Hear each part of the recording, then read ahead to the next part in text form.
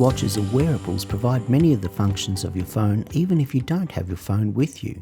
If you are having trouble with the eyesight though, one issue you may encounter is reading the small screen of a watch. But you can adjust the size of the text on the screen to make it easier to read, and that's what we'll show you how to do in this video.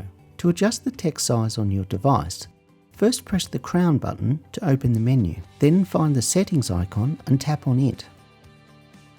Scroll down and look for display and brightness. Then you'll see the option for text size and tap on that. Now you can adjust the text size on your watch by clicking on the text icons at either end of the scale, or by scrolling forwards or backwards with the crown. In either case, you should see the text increasing or decreasing in size as you adjust it. And once you're happy with the size, press in the crown to return to the home screen.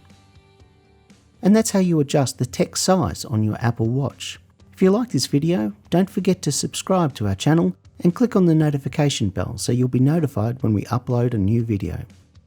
Thanks so much for watching.